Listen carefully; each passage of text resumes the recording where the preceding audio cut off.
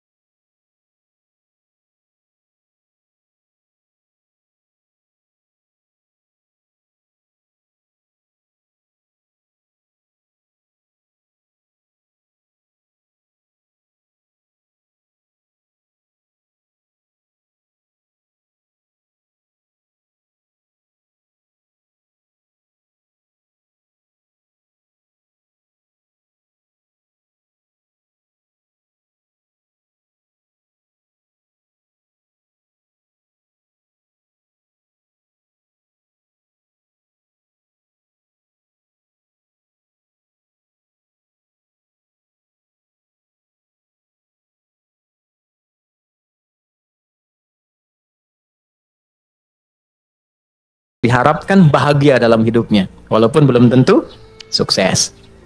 Oke, pilih mana? Kaya tapi gelisah atau miskin tapi tenang?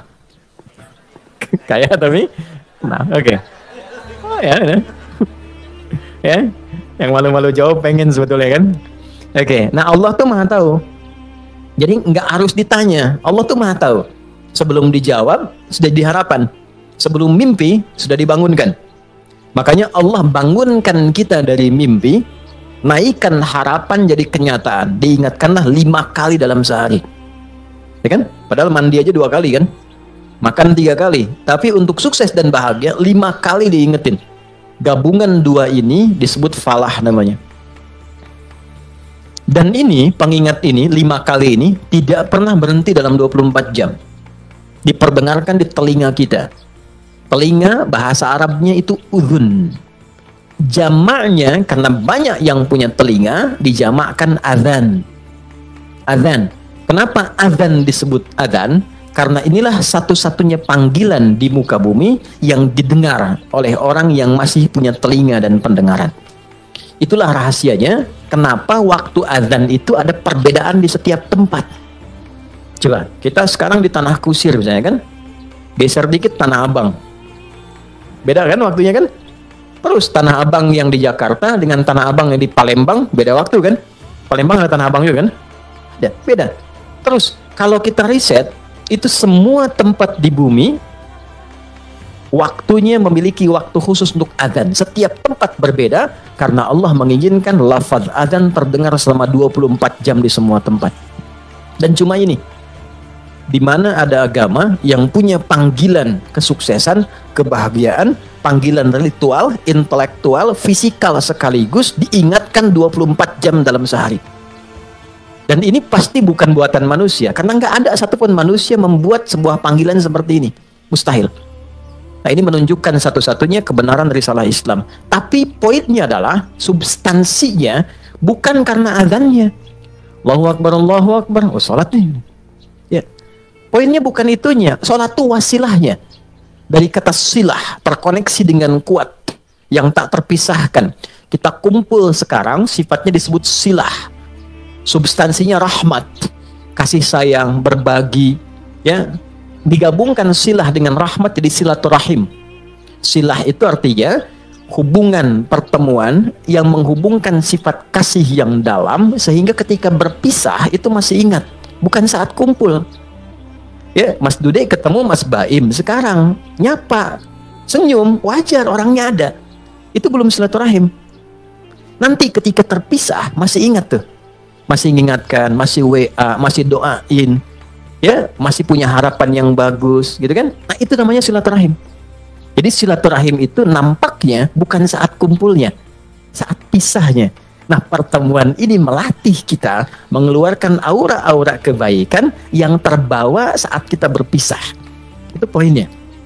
Ibadah yang melatih kita terkoneksi dengan Tuhan, dengan Allah, yang ketika kita selesai ibadah itu masih terhubung dan ingat dengan semua petunjuknya, itu disebut sholat namanya. Dari kata silah. Di sholat itu adalah wasilah untuk mengoneksikan kita dengan Allah yang punya segalanya, yang punya akses Allah, yang punya rizki Allah, yang punya kelapangan Allah, yang punya solusi Allah. Itulah yang menjadikan fitrah kita menyebut namanya saat punya kesulitan, kan?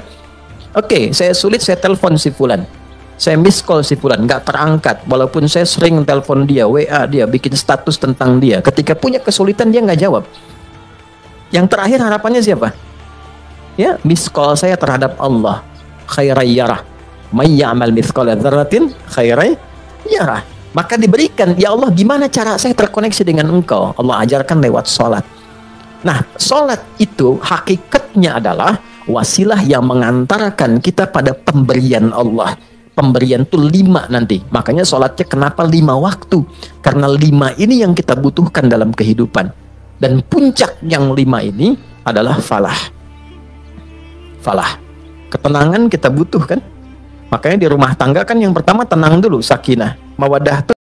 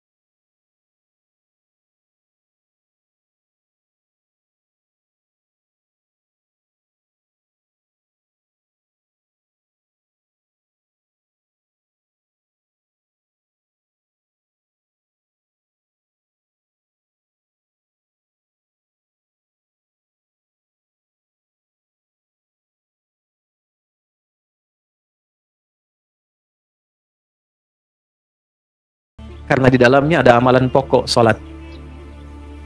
Tempatnya aja udah beda. Masuk tenang, sholat 2 rakaat, duduk, belum ngapa-ngapain. Bisa ngantuk Pak saking tenangnya. Tidur aja kan? Oke, itulah ketenangan yang Allah berikan pertama kali. Ya, kenapa kita sholat? Karena Allah menginginkan kebahagiaan lekat dalam hidup kita. Baru setelahnya 4 yang lain. Ada jawaban dari doa. Kalau benar sholatnya karena kita terkoneksi dengan yang punya segalanya, yang mustahil pun menurut manusia, itu tidak ada batas menurut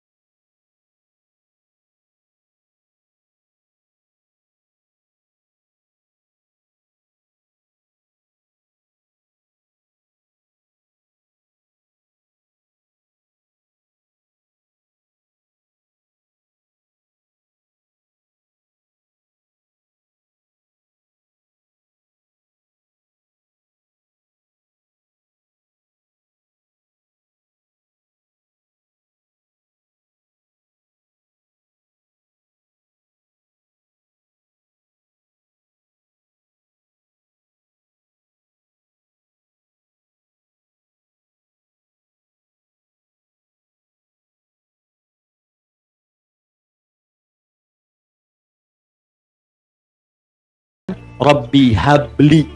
Kan? Hunalika da'a Zakaria rabbah qala rabbi habli min ladunka dzurriyyatan.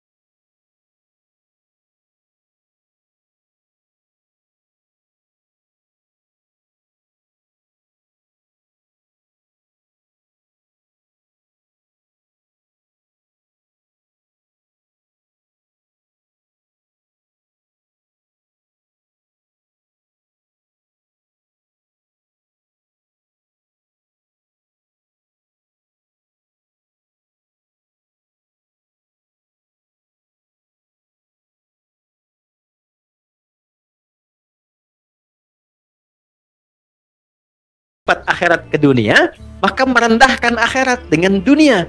Itu poinnya, itu yang menjadikan doa sulit dijawab. Bawa ke urusan akhirat, tepikan dunia. Itulah di awal jumpa kita katakan kenapa tangannya diangkat ke belakang begini, buang urusan dunia ke belakang. Karena yang kita kerjakan sekarang urusan akhirat. Itu hikmahnya, buang urusan dunia ke belakang. Problemnya ketika takbir dunia masih di bawah. Allahu Akbar. Aduh, konten belum jadi nih. Sepatu ketinggalan nih, gitu kan? Ada di mana tadi nyimpen kendaraan, gitu kan? Masuk. Padahal kata Nabi sederhana, buang urusan dunia ke belakang. Ya, angkat tangannya, buang urusan dunia ke belakang, pasrahkan kepada Allah. Lipat tangan begini, ya kan? Kan sudah kita belajar ini ya. Yang baru bergabung, teman-teman izin tidak bermaksud untuk mengajari, mengingatkan, lihat tayangan sebelumnya. Kenapa kiri didahulukan daripada kanan? Sudah kita bahas.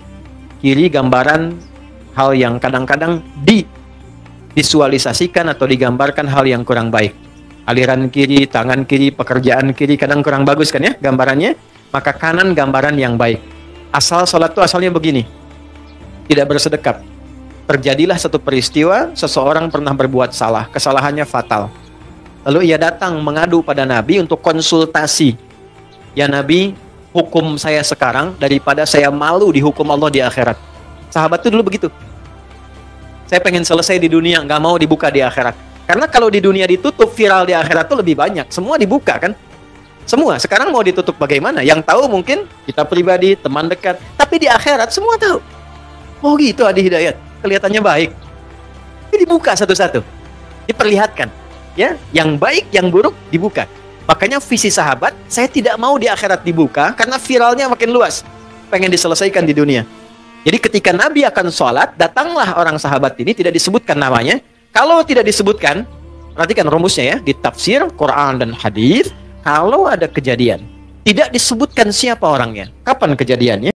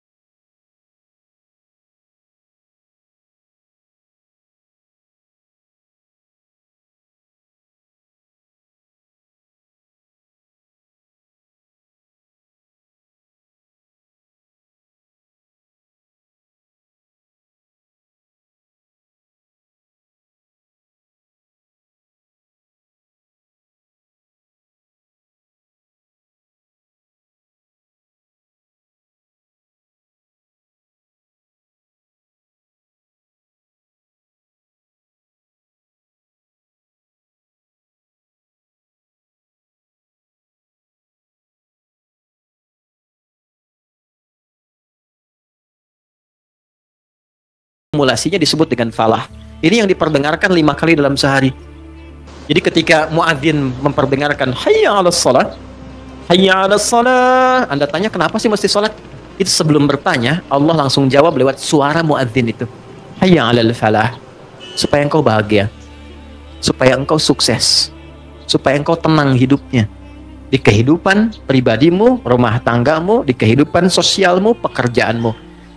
Teman-teman kalau mau cek, keluarkan semua ayat Quran tentang sholat, semua problemnya tuntas di atas hamparan sajadah.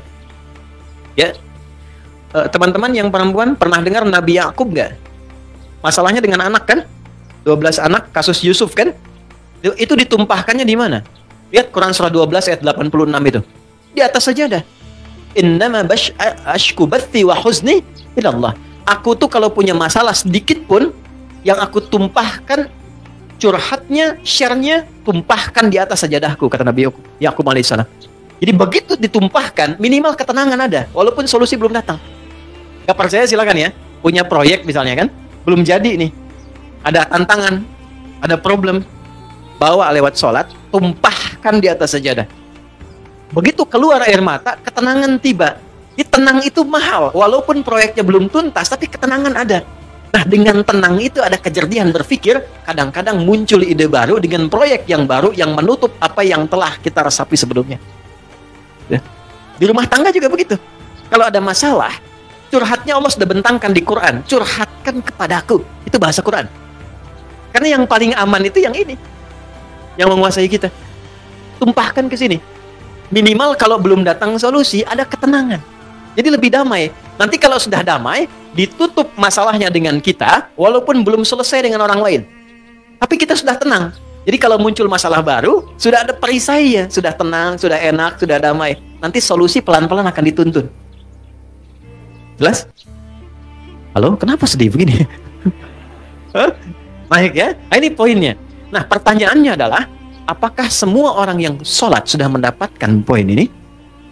Dulu orang sholat dengan gerakan yang sama, bacaan yang sama, nabi yang sama, bacaan-bacaan ayat dan surat yang sama, mereka meraih apa yang dijanjikan oleh Allah dari semua manfaat sholat. Kita punya gerakan yang serupa, bacaan yang sama, Qurannya sama, nabinya sama, hadisnya sama. Kenapa? Standar yang telah Allah tetapkan dalam Quran belum maksimal kita raih. Cuma 2 jawabannya seperti yang pernah kita ulas. 1, ini bahasa Quran. Kebanyakan orang yang sholat, 1, ini bahasa Quran.